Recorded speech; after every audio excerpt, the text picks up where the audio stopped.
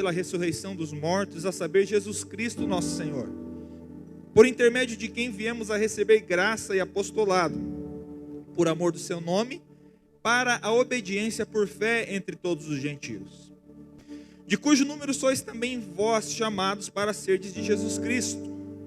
A todos os amados de Deus que estáis em Roma, chamados para serdes santos, graça e paz a vós outros, e paz da parte de Deus nosso Pai e do Senhor Jesus Cristo. Essa epístola dos Romanos, com certeza, é uma das mais importantes de todas as epístolas do apóstolo Paulo, e talvez uma das mais importantes no sentido de um ponto de vista teológico, e ao mesmo tempo uma das mais complexas de você analisá-la, interpretá-la. E ela trata uma infinidade de assuntos que são essenciais para a nossa teologia, para o nosso coração, para o entendimento a respeito do Evangelho. O apóstolo Paulo, nessa epístola aos Romanos, ele vai trazer um assunto principalmente relacionado sobre a salvação, que vem somente pela fé.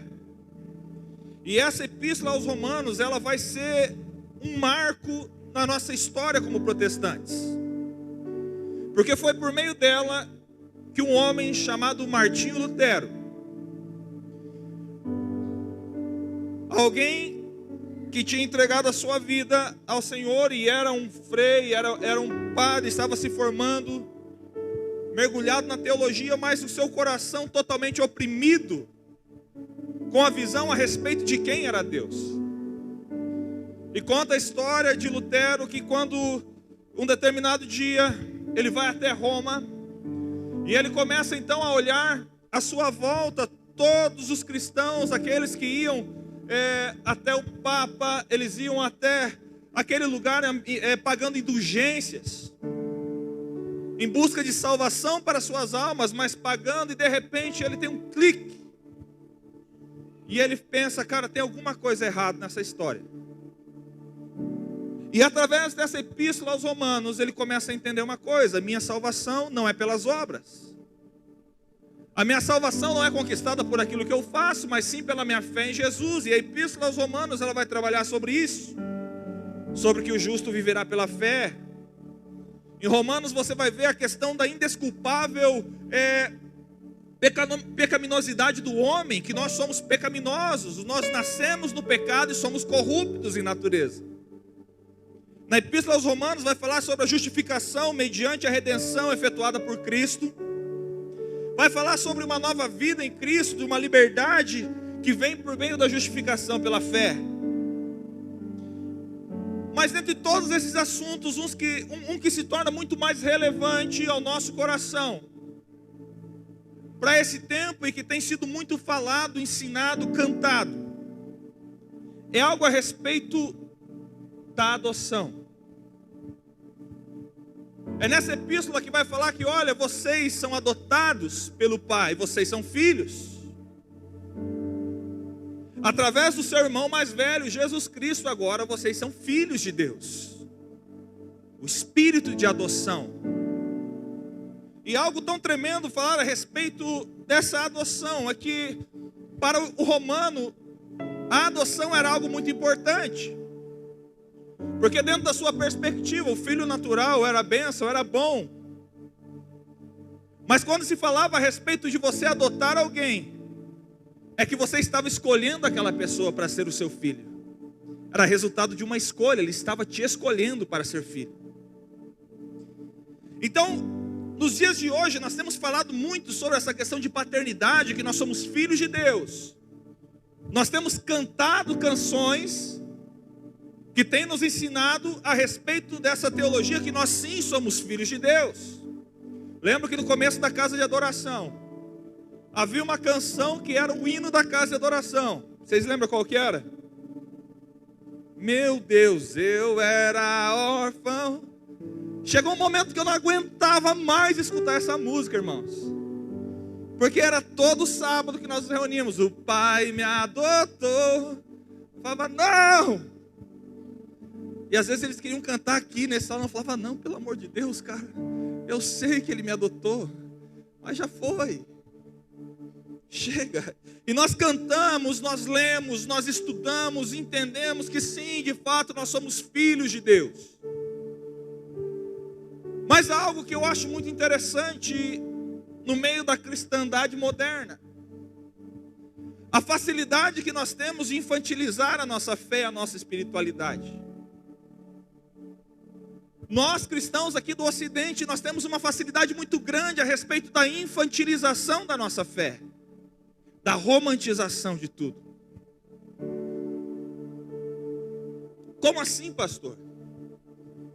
Quando nós cantamos e quando nós pregamos e falamos para o outro, olha, você é filho de Deus, e nós falamos, olha, eu sou filho de Deus, e nós cantamos aqui no culto, nós abraçamos o Pai, e falamos, Pai, me abraça, eu sou teu filho e tal.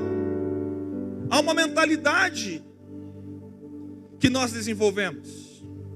E que tipo de mentalidade é essa? Porque quando nós falamos que nós somos filhos, nós temos algo em mente. Eu sou filho é porque eu tenho uma herança, e nós temos uma herança, aleluia, amém? Então nós falamos, cara, eu sou filho de Deus. Eu sou co-herdeiro com Cristo. Tudo que é dele é meu. Um dia eu vou receber tudo nas minhas mãos, aleluia.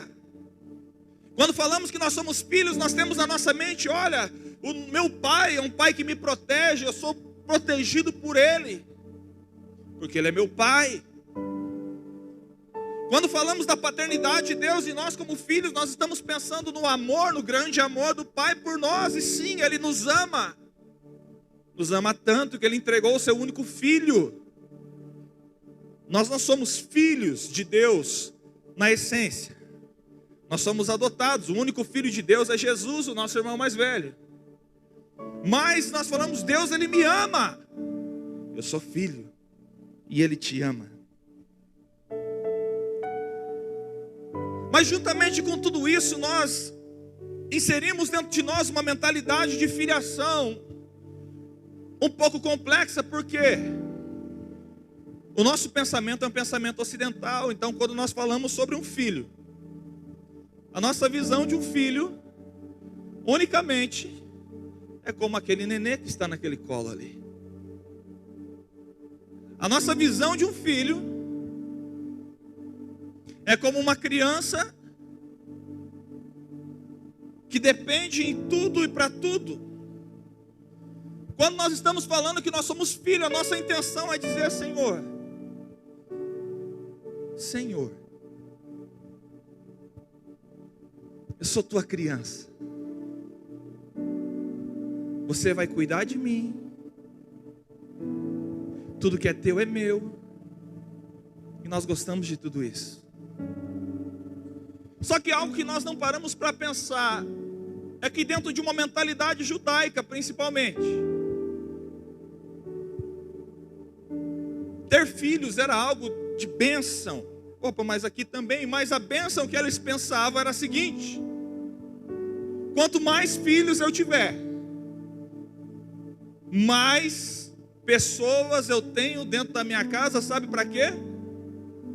Para quê? Para trabalhar. E por isso eles tinham uma visão tanto, poxa, ainda mais se for homem. Porque o homem, ele vai poder fazer os serviços braçais, no campo, em todo lugar. Então, ter filhos era um sinal de bênção, porque logo que aquelas crianças começassem a se desenvolver e amadurecer, eles iam para onde? Vai para o campo, meu irmão. Vai trabalhar. Só que a nossa mentalidade, nós somos os filhinhos do papai. Me cuida, Jesus. E domingo nós vamos para a casa do pai, domingo às 19 horas. E falamos para o papai, papai, me dá.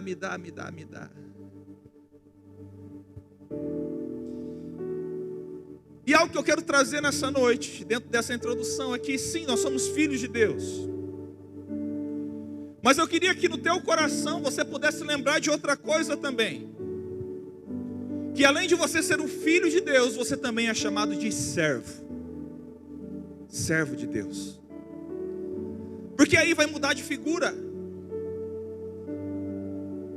Porque o servo fala a respeito de responsabilidade com algo.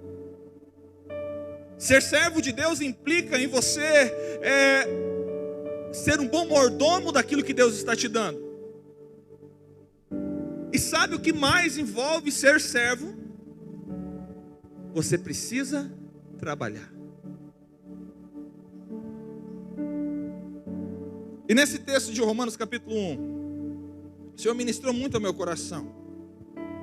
Paulo, ele inicia esse capítulo dizendo assim: Paulo, servo de Jesus Cristo, chamado para ser apóstolo, separado para o Evangelho de Deus. Se você puder deixar aberta a sua Bíblia em Romanos capítulo 1. O primeiro versículo, na sua abertura da sua epístola, Paulo, ele se identifica como Paulo, servo de Jesus Cristo, chamado para ser apóstolo e separado para o Evangelho de Deus. Na sua primeira identificação, Paulo, ele se chama de servo. Essa palavra é o doulos, que tem também uma conotação de escravo. Paulo está falando: olha, eu sou escravo de Jesus Cristo. Eu sou escravo. Então, apesar de toda a epístola aos Romanos estar falando a respeito da nossa filiação, da nossa adoção, Paulo aqui nesse momento ele está falando: olha, eu sou escravo de Cristo. E um escravo, o que é um escravo? É alguém que se rende à vontade de outro, amém? O escravo é aquele que devota a sua vida a outro. O escravo, ele é dedicado ao próximo, mesmo em detrimento dos próprios interesses. Isso é ser um escravo. E ele vai falar então: eu sou um servo de Jesus Cristo, chamado para apóstolo. Que aqui fala a respeito da sua missão. Um delegado, um mensageiro, alguém enviado com ordens. E mensageiro do que? Ele vai falar que ele foi separado para o Evangelho. E no versículo 2 ao 4, ele vai falar, dar um breve resumo a respeito do que é o Evangelho. Ele vai falar sobre as promessas do Antigo Testamento referente ao Evangelho. Ele vai falar sobre o Filho de Deus, aquele que encarnou e aquele que morreu e ressuscitou. Paulo está falando: olha, eu sou esse escravo, esse servo do Senhor, chamado como um apóstolo que trago a mensagem do reino de Deus, do Evangelho. Foi para isso que eu nasci, foi para isso que eu fui formado em Deus. E ele continua no versículo 5 falando assim: olha, por intermédio, está relacionando o Evangelho, está relacionando a Jesus. Por esse Evangelho eu recebi graça e recebi apostolado. E ele nos faz entender duas coisas. O Evangelho, ele traz graça sobre nós, que fala a respeito de salvação. É disso que se trata a Epístola aos Romanos. Você é salvo pela fé no Filho de Deus. Jesus, ele morreu por mim e por você, para que eu e você pudéssemos ter vida e vida com Deus.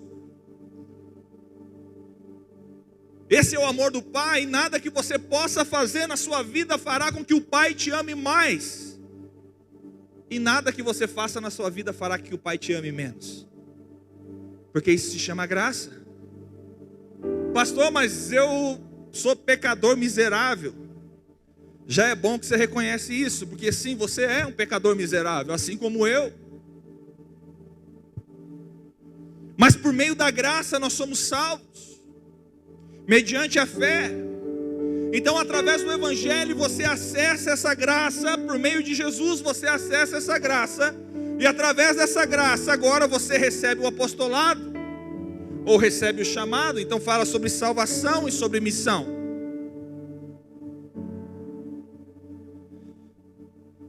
Mas quando eu olho esse texto, eu vejo alguns fundamentos para nós como igreja, sobre como vivemos a nossa vida focado nessa missão de nos tornarmos servos do Senhor. Entendemos que nós somos pessoas que precisam gastar a sua vida para Ele. Entendemos que de fato nós somos escravos do Senhor Jesus. E para isso eu olho algumas partes desse texto.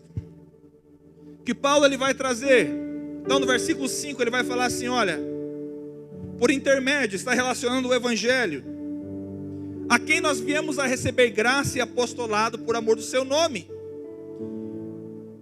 E ele vai falar, para a obediência por fé.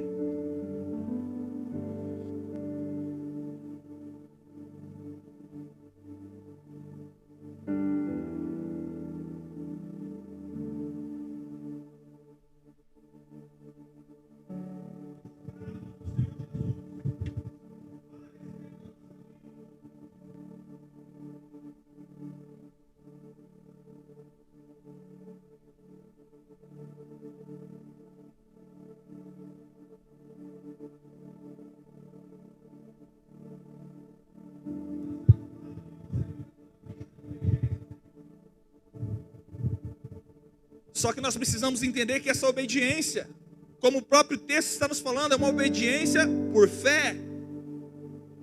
É uma obediência por fé. Como assim?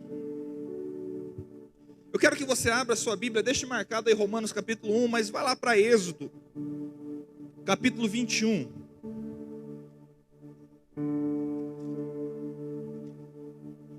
Êxodo capítulo 21, versículo 1 ao 6.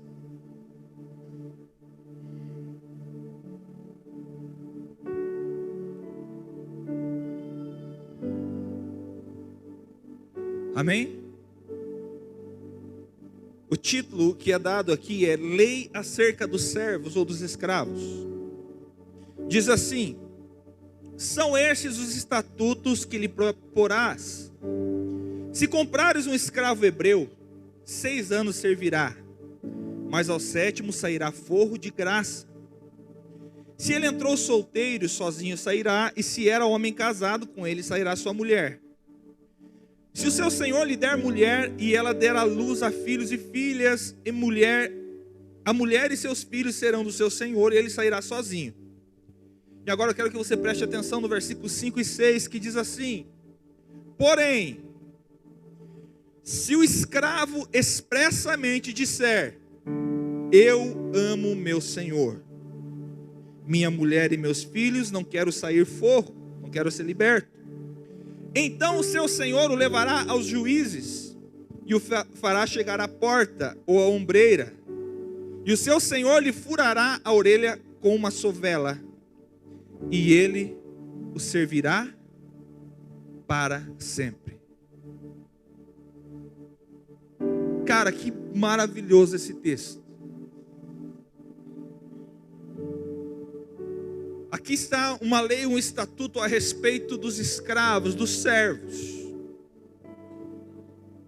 E ele está falando o seguinte: olha, se um escravo naquela época, no tempo da lei,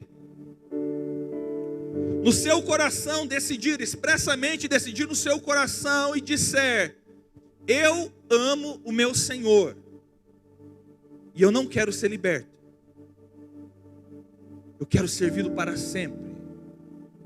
Aí lá fala que o seu senhor leva ele então até a porta da casa, e com um instrumento chamado sovela, ele vai furar a orelha desse servo. E esse servo agora servirá o seu senhor para sempre. Por qual motivo? Por qual motivo? Por amar o seu senhor. Quando nós falamos a respeito da nossa vida como servos do Senhor, nós precisamos ser esse tipo de servo, servos da orelha furada. Não aqueles que servem por servir, porque obediência por obediência se torna legalismo. Talvez muitos que estão aqui nessa noite têm vivido sim a sua vida talvez de uma maneira reta. Pastor, eu não, uma coisa que a gente ouve muito, eu não bebo e não fumo, como se isso garantisse alguma coisa, né? Como se isso fosse, eu sou o ápice da moralidade cristã, porque eu não bebo e não fumo. Papo furado, né? Pastor, eu pago minhas contas em dia. Pô, parabéns, é teu dever. Pastor, eu sou muito bom. E nós entendemos, segundo Romanos, você não é nada bom. Eu não sou nada bom. Até aquilo que é bom em mim não pertence nem a mim. É o próprio Deus que dá. É o próprio Deus que faz. Tem uma frase que eu não lembro quem que é o cidadão que fala. Não sei se é o Spurgeon. Tudo aquilo que você olhar para mim, tudo de ruim que você olhar em mim, sou eu mesmo. Tudo aquilo que você vê de bom em mim, é Cristo. E é isso que se trata. Mas muitos estão vivendo uma obediência por obediência. Ou por um senso de moralidade que talvez é produzido por um contexto familiar, uma tradição familiar, porque existem muitos ateus, irmãos. Muitos ateus. Muitos homens e mulheres que não professam fé alguma. Que tem muito mais caráter do que muito cristão. Se escandaliza você? Precisaria. Tem muitos homens lá fora, que talvez você conhece, que você fala assim, né? O Rafael falou isso semana passada. Nossa, só falta ser crente. Como se fosse, né, Não, cara, ele bom daquele jeito que ele é, ele vai para o inferno, se ele não professar Jesus. Mas o fato que eu quero trazer aqui do seu coração é que não é simplesmente obediência por obediência, mas é obediência por fé. É obediência por amor, porque em Gálatas capítulo 2, versículo 20, o apóstolo Paulo ele fala assim, olha, e esse viver que agora tenho na carne, eu vivo pela fé no Filho de Deus, que me amou e a si mesmo se entregou por mim.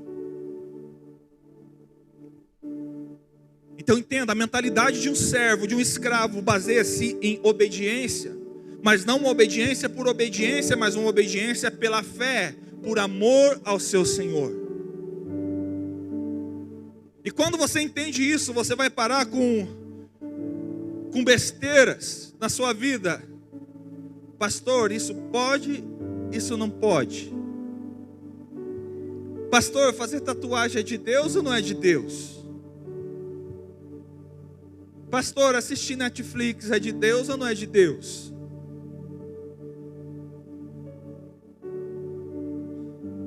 Sabe, muitas pessoas, elas fazem algumas perguntas. Não para satisfazer um senso de curiosidade. Mas muitos fazem algumas perguntas para tentar respaldar o seu pecado. Para ter uma abertura. E eu não estou dizendo aqui, pastor, então tatuagem é pecado, né, pastor? Eu falei, não estou dizendo isso, não. Não considero como pecado. Mas você entende? Você entende isso? Você como servo do Senhor não é obediência por obediência. Porque isso se torna legalismo. E muitas vezes você se torna um legalista. O que é um legalista? Ele vai se glorificar pelos atos de obediência. Olha como eu sou bom. Olha como eu pratico a lei. Olha, pastor, como eu vou domingo todo culto. Pastor, eu estou dando o meu dízimo direitinho. Não obediência por obediência, mas obediência por amor, por fé, por você entender o processo. Aleluia.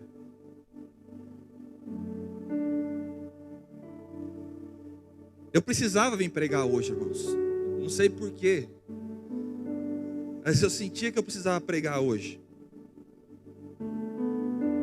Mas nós continuamos esse texto, então nós entendemos a respeito da obediência por fé. Um servo, a sua principal característica da sua mente fala de viver uma vida de obediência. Eu obedeço, meu Senhor.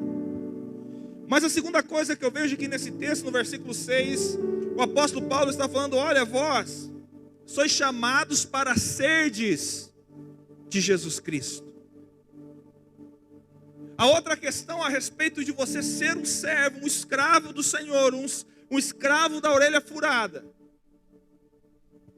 é você entender que você é chamado para ser de Cristo. Isso fala de pertencimento. E a minha pergunta para você é: a quem você pertence?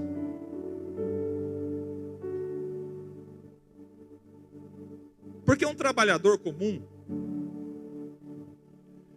nós talvez pertencemos à empresa que trabalhamos por 8, por 12 horas no máximo, amém? Você acorda 8 horas da manhã, você executa o seu trabalho, meio-dia você almoça, você tem a sua folga garantida por lei. De repente você volta para o trabalho e 6 horas da tarde acabou. Você não pertence à sua empresa. Pelo menos não integralmente.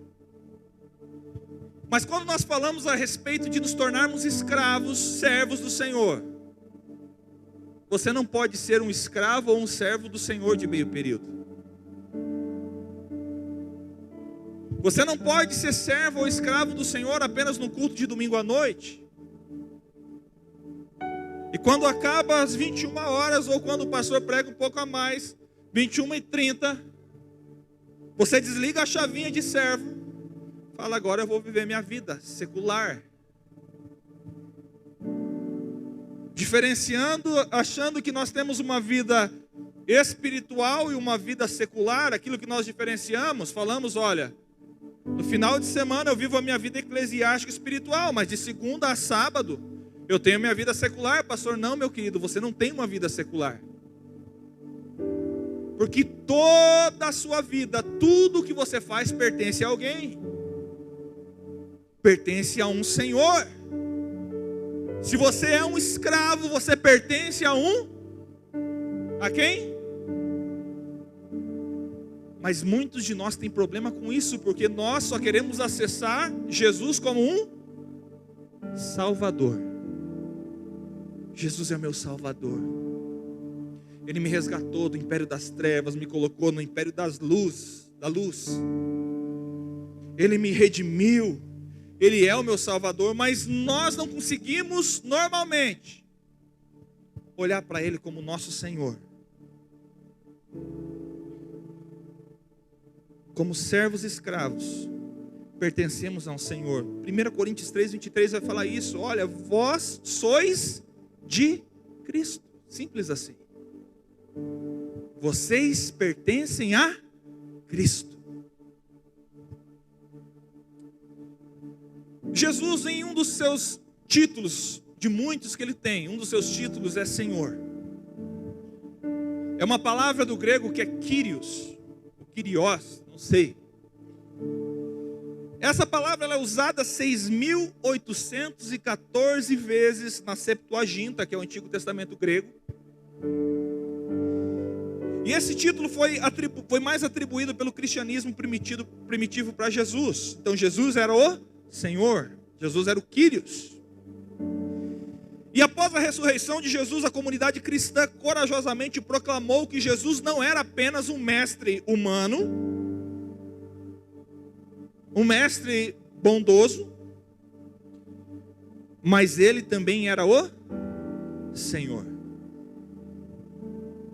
E a palavra Senhor, ela não só implica que Jesus era algum mestre, como eu falei, de humanos ou líder especialista. Isso significa que ele foi ressuscitado, é um governante soberano, que derrotou o poder da morte, pecado e inferno, e que ele era o portador, o que executaria o reino de Deus. Então pensa você, quando você fala que Jesus ele é o teu Senhor, não ligue apenas a uma conotação humana, mas você precisa entender que esse título de Senhor fala que Ele é o teu soberano. Jesus, Ele é Deus, e você não pode esquecer disso. Jesus não é aquele homem que está pregado numa cruz. Você não pode olhar para o teu Senhor como alguém indefeso, porque Ele já cumpriu todo aquele processo de cruz. Mas Ele agora é o Jesus ressuscitado, Ele é o Senhor. Aquele que tem as chaves da morte e da vida está sobre a mão dEle. Jesus é o governante máximo do universo. Por meio dEle todas as coisas foram criadas. É esse tipo de Senhor que você precisa entregar a sua vida de uma maneira completa. Jesus é um governante soberano, aquele que virá um determinado dia, romperá os céus e virá para governar sobre a terra. É o Rei de justiça, é aquele que vem, é aquele sobre o qual toda a profecia bíblica aponta para ele, é aquele ao qual o tabernáculo apontava para ele, é aquele que todo profeta aponta para ele. Jesus é o Senhor. Ele não é qualquer um. E se você entendesse quanto Ele é o teu Senhor de fato, você entregaria a sua vida de uma maneira total a Ele. Nós somos chamados para pertencermos a Ele. Isso fala de pertencimento. E entendendo isso, nós entendemos que esse pertencimento fala também do seu corpo. Jesus nos chama para pertencermos ao seu corpo, à igreja. 1 Coríntios 12 vai tratar sobre isso. Ele faz uma analogia com o corpo, falando: olha, igreja, vocês são o corpo de Cristo. E ele começa a trabalhar alguns assuntos em 1 Coríntios 12. Coisas como unidade. Olha, vocês como igreja, vocês precisam viver em unidade. Vai falar sobre diversidade, de vários tipos de pessoas que estão inseridas nesse corpo. Ele vai falar sobre o cuidado que cada membro precisa ter uns com os outros, porque nós pertencemos ao corpo de Cristo. Pastor, eu amo Jesus, mas eu não gosto de igreja. Se torna algo complexo, sabe por quê? Porque você não tem como amar o cabeça sem amar o seu corpo. Se Jesus é a cabeça da igreja, nós somos o corpo. E você não tem como você amar a cabeça e repudiar o resto. Pastor, mas a igreja é ruim, é complicada. Claro que é.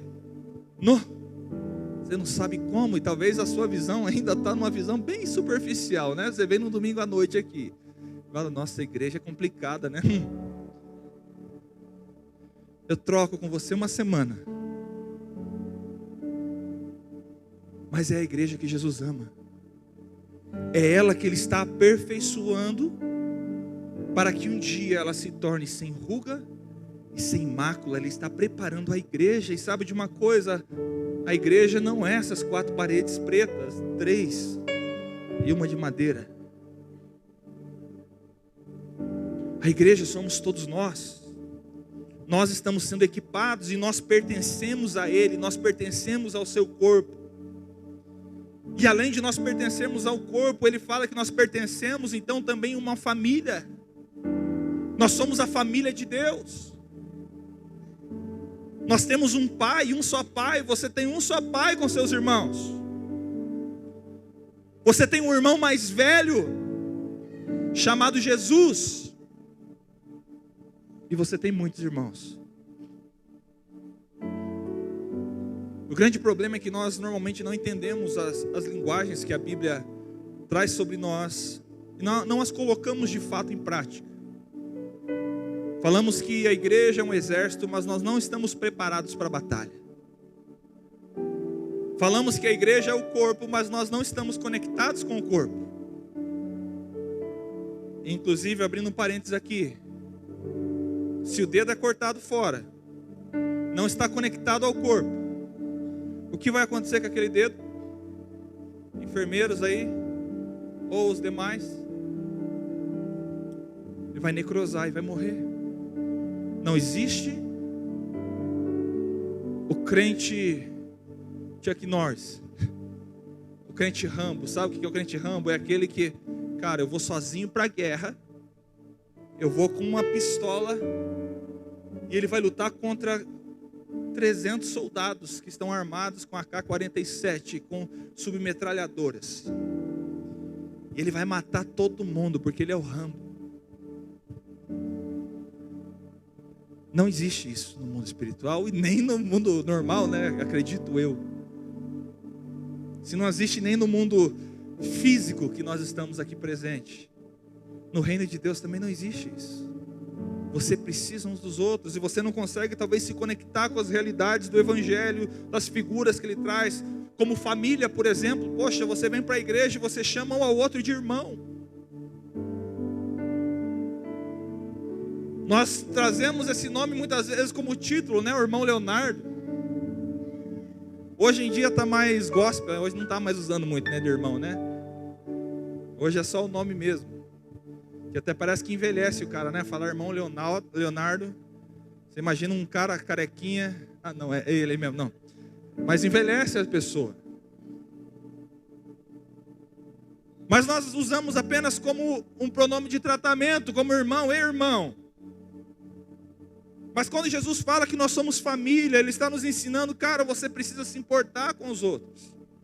Porque eu acredito que essa é a ordem natural, né, da questão de família.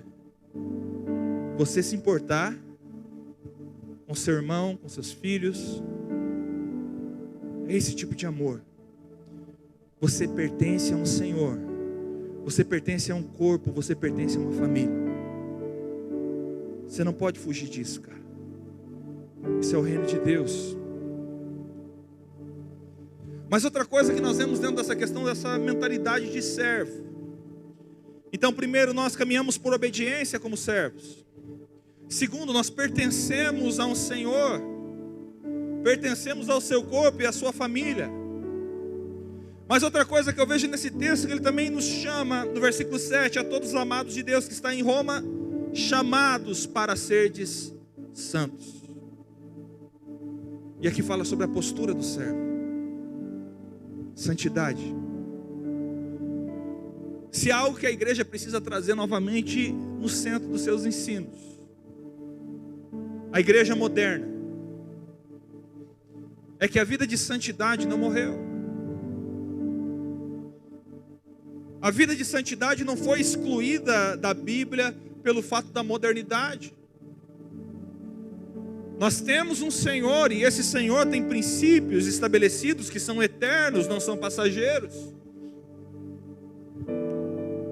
Por mais moderna que essa igreja se pareça,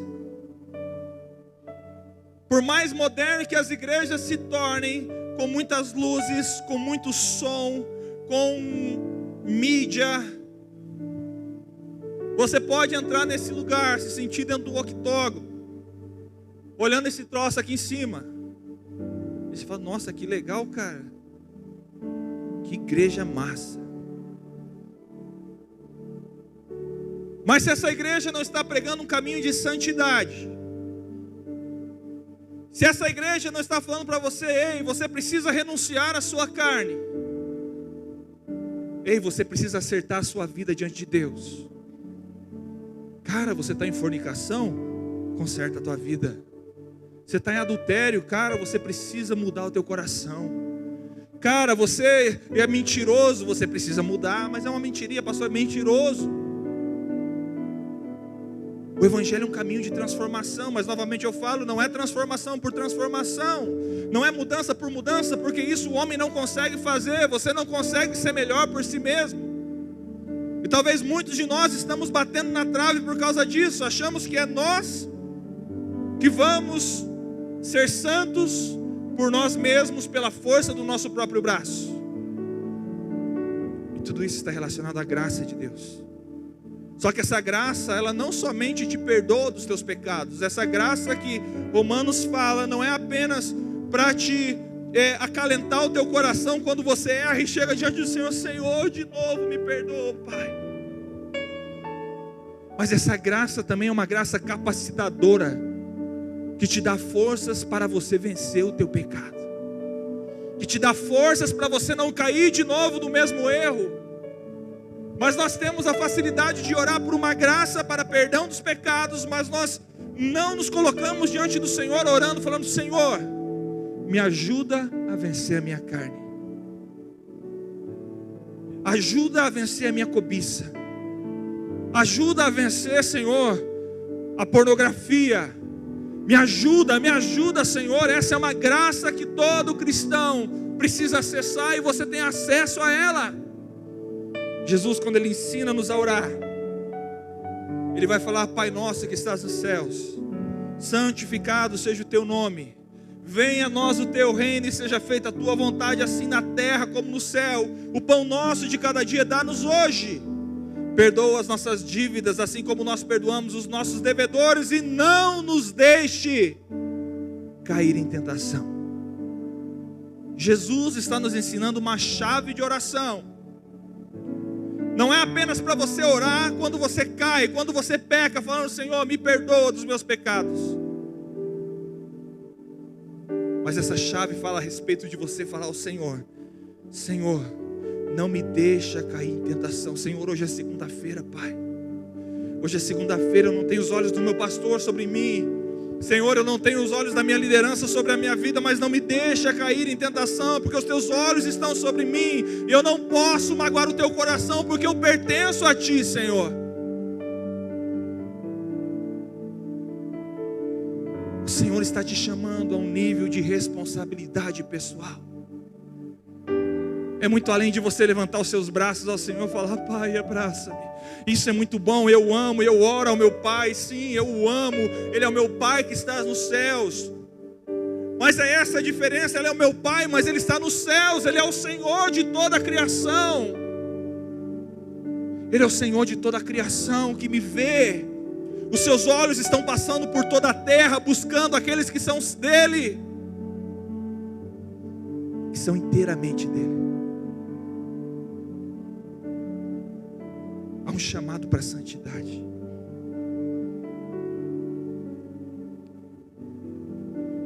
Primeira Pedro 1, versículo 15 e 16 diz assim: Mas, como é santo aquele que vos chamou, sede vós também,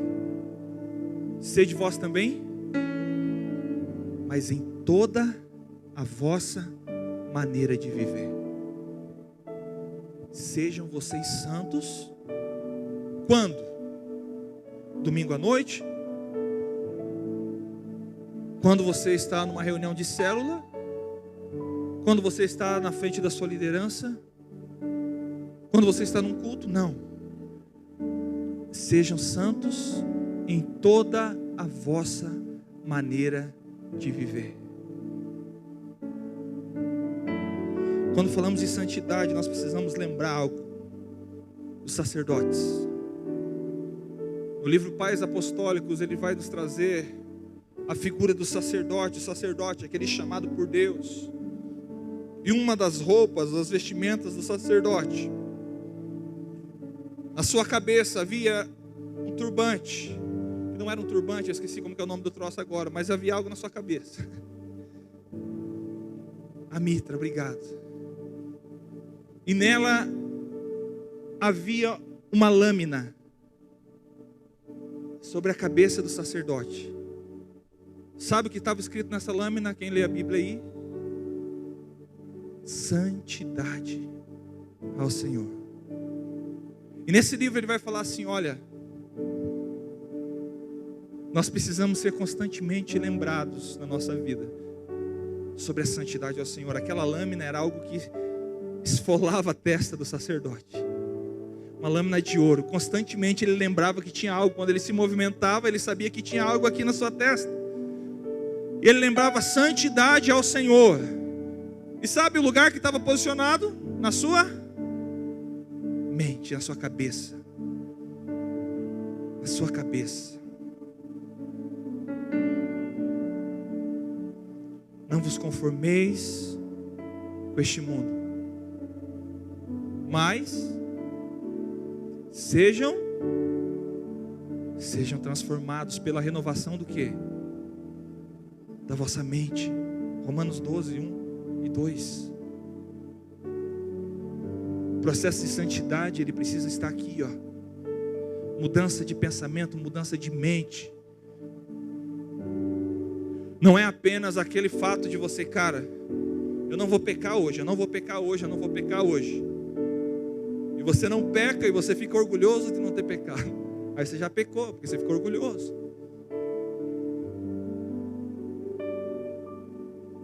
Mas é um processo de mente. Alguém já disse esses dias atrás, acho que foi o Michel. O evangelho, a metanoia, não está relacionado ao fato apenas nós falamos e pregamos sobre a metanoia, que é a palavra de arrependimento, que é você estar caminhando para um lado e de repente você vira para o outro. Mas não é simplesmente você parar de pecar, Mas é justamente uma mudança de mentalidade em relação ao pecado.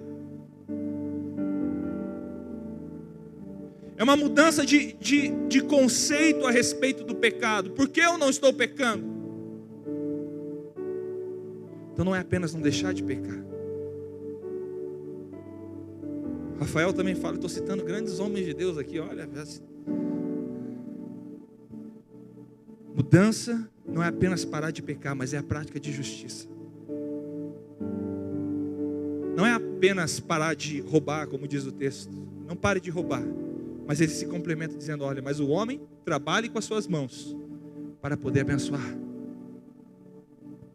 Santidade é a postura de um servo que ama o seu Senhor. É a postura que você precisa ter diante do Senhor. Isso começa na sua conversão, quando você recebe Cristo. Mas porém é um processo que vai continuar por toda a sua vida. E sabe de que maneira? Eu quero que você abra sua Bíblia em 2 Coríntios capítulo 3, versículo 18. Nós estamos quase encerrando.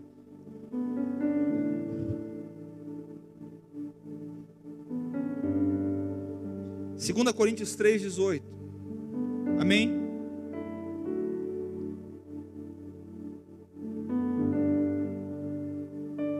Diz assim: e todos nós, com o nosso rosto desvendado, contemplando como por espelho a glória do Senhor, somos transformados de glória na sua própria imagem, como pelo o Senhor, o Espírito. Paulo aqui nesse texto ele está falando a respeito de dois ministérios. Se você for ler alguns versículos antes, ele vai falar sobre o ministério da lei. Ele vai falar sobre a glória do ministério da lei. Ele vai usar o exemplo de Moisés, que quando ele sobe o monte e quando ele desce o monte, ele está com o rosto resplandecente a tal ponto que ele precisa colocar um véu na sua face, porque aquilo foi glorioso. Pensa você, subir diante do monte e de repente você está tão cheio de Deus e o teu rosto então está resplandecente. Mas quando o texto ele continua, o apóstolo Paulo ele vai falar, olha, mas ainda existe um ministério ainda muito mais glorioso, chamado ministério do Espírito. Porque ele falou, olha, tudo isso é muito bom, essa glória externa. Tudo aquilo que veio da lei foi algo que apontava para uma direção, mas era algo que era no seu exterior. Mas agora, no ministério do Espírito, é algo que não está relacionado apenas ao seu exterior, mas é algo que produz uma transformação aonde? No seu interior, dentro de você. E ele fala, e esse ministério é muito mais glorioso do que qualquer outra coisa que você está vendo aí para fora. Mas o nosso grande problema, sabe o que é? Nós gostamos do quê? Gostamos de ver. Aí quando vamos para a igreja, vamos para o encontro, eu falei isso no encontro. Nós vemos pessoas chorando, pessoas babando, pessoas caindo, pessoas orando em línguas, pessoas... E fala, cara, esse é o cara de Deus. Não quero dizer que não seja também. Mas eu quero dizer que eu já vi muitos desses que oravam em línguas. Deixa eu até abrir o parênteses. Temos visitantes hoje. Nós somos uma igreja que crê no mover do Espírito, cremos no dom de línguas, cremos em curas, cremos em sinais, cremos na manifestação do Espírito Santo. Fecha o parênteses, amém? Mas você orar em línguas não fala nada a respeito de você. Porque talvez a tua língua é bem mais terrível do que você imagina. Ora em línguas diante de Deus, mas acaba o culto, você está falando mal da vida dos outros. Você está fofocando. Você está falando mal dos seus irmãos. Então, meu querido, você, pastor, mas... Nossa, Deus me usa, pastor. Eu falei, eu oro pelas pessoas, as pessoas são curadas. Tem pastores aí, pastor, nossa, que eu vejo na televisão que é de verdade aquilo, Homens de Deus, não sei. Porque a mesma Bíblia diz assim, olha, os últimos dias chegarão diante de mim, falando, Senhor, em teu nome expulsei demônios, em teu nome eu curei enfermos, em teu nome ressuscitei mortos. E eu olharei para eles e direi, apartai-vos de mim, eu não. Nossa, velho. Mas Jesus está falando que eles fizeram essas coisas. Eles expulsaram demônios de verdade, expulsaram. Eles curaram pessoas de verdade, ressuscitaram mortos de verdade. Jesus vai olhar para eles e falar assim, cara, eu não te conheço.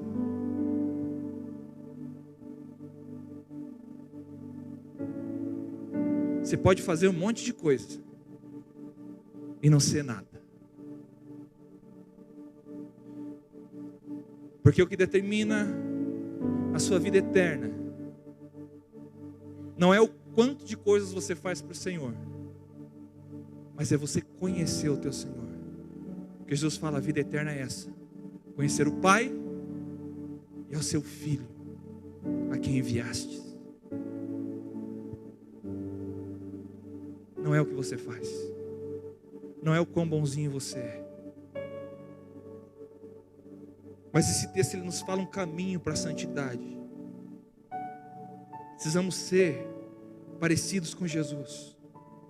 E ele vai falar então, olha, primeiro caminho para você entrar num caminho de santidade, fala de contemplação. É para quem você está olhando. Ele fala, olha, e todos nós com rostos desvendados, contemplando. Contemplando quem? Jesus. Ele é o principal modelo da sua vida, Jesus. Do que você falar, do que você pensar, do que você viver, de como você agir. Ele é o modelo. Contemplando como por espelhos a glória do Senhor. Jesus é a glória do Senhor, é a expressão exata de quem o Pai é. Então você olha para Ele. E o tanto de tempo que você gasta com Ele. Isso é da natureza humana. Quanto mais tempo você passa com alguém, mais parecido você se torna com essa pessoa. Não é assim? Se eu ficar muito tempo com o Rafael, eu já começo a dizer égua macho. Começa a andar com o Daniel, eu falo, não. Porque nós, como seres humanos, temos a capacidade de absorver com aqueles com quem nós temos contato, nós nos tornamos parecidos. E quando falamos dentro do aspecto espiritual no Senhor, cara, quanto mais você está com Ele, quanto mais você se relaciona com Ele, através da sua vida de oração, vida de meditação, vida de jejum, mais parecido você se torna com Ele, cara. Porque as tuas atitudes começarão a ser transformadas. O seu linguajar é transformado. Os seus pensamentos, sabe? Aquela luta que você tem contra o pecado. Os pensamentos, quanto mais tempo você está com Ele, mais os teus pensamentos serão controlados. Para terminar esse ponto aqui, e para o último. Romanos 8, 26 ao 30. Porque esse texto de 2 Coríntios ele vai terminar falando que nós somos transformados de glória em glória na sua própria imagem. Somos transformados para nos moldarmos à imagem de Jesus. Romanos 8, versículo 26 ao 30. Um pouquinho para frente aí. Diz assim: também o Espírito semelhantemente nos assiste em nossa fraqueza, porque não sabemos orar como convém. Mas o mesmo Espírito intercede por nós sobremaneira com gemidos inexprimíveis, e aquele que sonda os corações sabe qual é a mente do Espírito, porque segundo a vontade de Deus é que Ele intercede pelos santos. Sabemos que todas as coisas cooperam para o bem daqueles que amam a Deus, daqueles que são chamados segundo o seu propósito. Porquanto, aos que de antemão conheceu, também os predestinou para serem conformes a quem? A imagem do seu Filho, a fim de que ele seja primogênito entre muitos irmãos. aqui está um texto que muitos conhecem. Olha, todas as coisas cooperam para o bem daqueles que amam a Deus. E nós usamos esse texto muitas vezes como um mantra. Acontece uma coisa falando, todas as coisas cooperam para o bem daqueles que amam a Deus. Mas o texto fala daqueles que são chamados segundo o seu propósito. E no próximo versículo, ele vai tratar sobre o principal propósito de Deus para nós. E é justamente isso. Ele nos predestinou para sermos conforme a imagem do seu Filho Jesus. Somos predestinados a sermos como Jesus. Santidade é isso. Sabe que a santidade, se pudéssemos definir, é sermos parecidos com Jesus, cara. Sermos parecidos com Jesus. E Paulo, ele encerra esses 7 versículos que nós falamos aqui da abertura da sua carta, endereçando essa carta aos amados de Deus. E essa é a declaração de Deus para nós. Nós somos seus servos, sim. Somos aqueles que o servem, não por uma obrigatoriedade, mas porque nós somos servos da orelha furada, que nós servimos porque nós amamos o nosso Senhor e queremos doar a nossa vida para sempre. E o mesmo amor, aliás, o mesmo não, porque o nosso amor é muito pequeno, mas assim como nós o amamos, o amor de Deus é imenso por nós. A Bíblia é a declaração de amor do Pai para conosco. A Bíblia se trata disso. Tudo aponta para restaurar o homem que estava lá no começo de Gênesis para um lugar de relacionamento com Ele. Isso é amor, cara. Isso é amor. João 17, 23, eu quero terminar por aqui. Se você puder abrir a sua Bíblia nesse texto, grifar esse versículo, marcar esse versículo, porque eu quero que você entenda como Deus, Ele te ama. Como Deus, Ele te ama.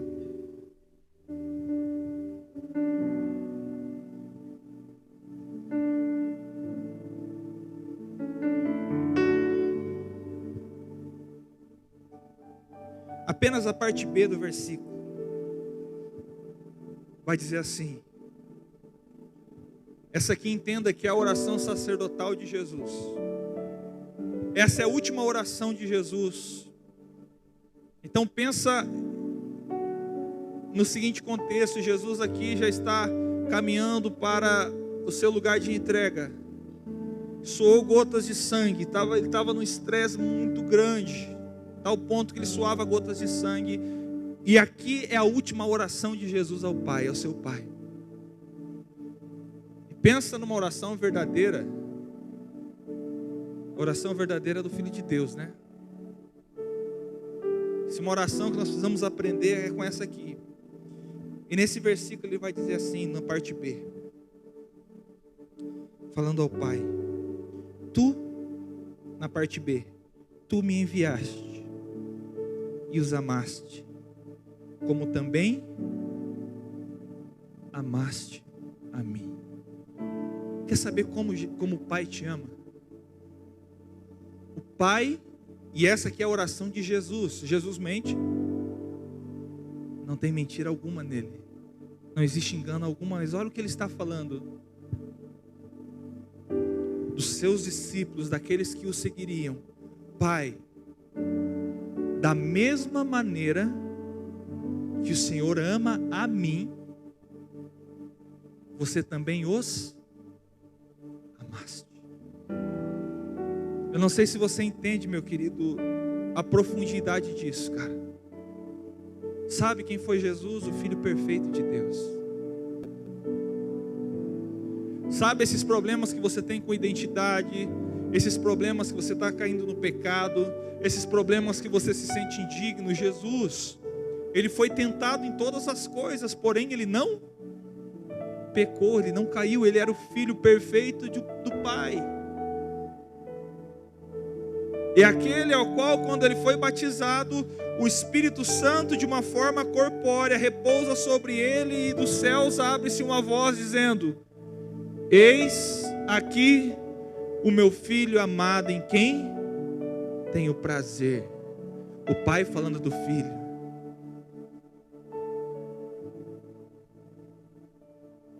Quando Jesus é transfigurado na frente dos seus discípulos, Deus dá testemunho do seu filho novamente. Quando Pedro fala, Pedro tinha essa mania de falar, né? E às vezes em horas erradas, ele fala: mestre, quer que a gente faça uma tenda para você, para Moisés e para Elias?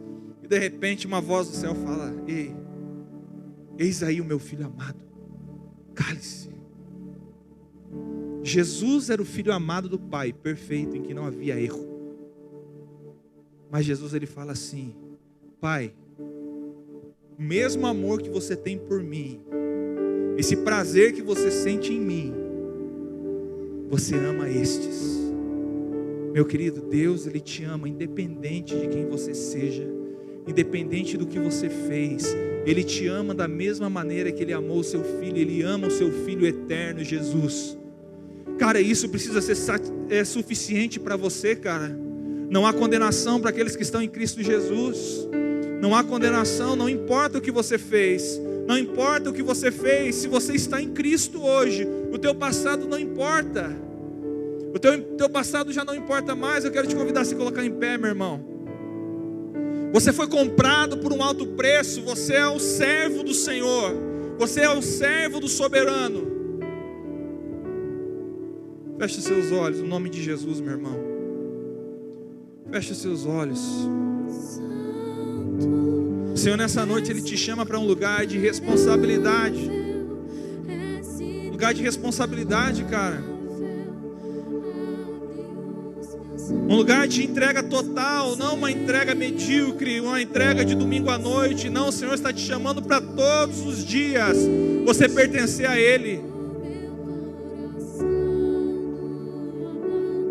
Ele está te chamando para isso, meu querido. Para com isso, para de brincar com as coisas do Senhor, para de brincar com a mensagem do Evangelho. O Evangelho não é um conto de fadas, não é a história da carochinha. O Evangelho é o poder de Deus para a transformação do mundo, para a salvação. Você não pode mais brincar. Para de achar que você é o filhinho do papai, você não é. Para! Cara, eu enfrentei hoje tudo isso para estar aqui para dizer isso para você nessa noite. Hoje havia um desespero dentro do meu coração para poder falar essas coisas.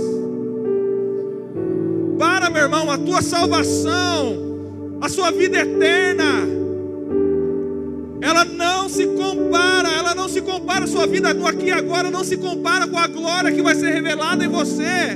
Não se compara. Pastor, eu tenho problemas. Ah, meu irmão, todo mundo tem problemas. Lá na Coreia do Norte agora, cristãos estão morrendo pela mensagem do Evangelho e você acha que você tem problema. Para com isso. Ai, pastor, meu casamento, meu irmão, teu noivo é Jesus. Nele está a suficiência. E quando você olhar para Ele, quando você contemplar a face dEle, tudo vai ser mudado. Tudo, não tem como não mudar. Porque começa em você, não na outra pessoa. Ah, meu irmão, feche os olhos. Feche os olhos, se envolva. Se envolva. Se envolva. Responsabilidade. Você é servo do Deus Altíssimo. Você é o escravo. Você é o escravo da orelha furada que serve a Ele por amor, não por uma obrigação. Chega, meu irmão, chega de brincar. Você não é o filhinho do papai. Você é um filho, sim, mas é um filho maduro. Você é um filho que entende o seu posicionamento. Você é um filho que tem responsabilidade.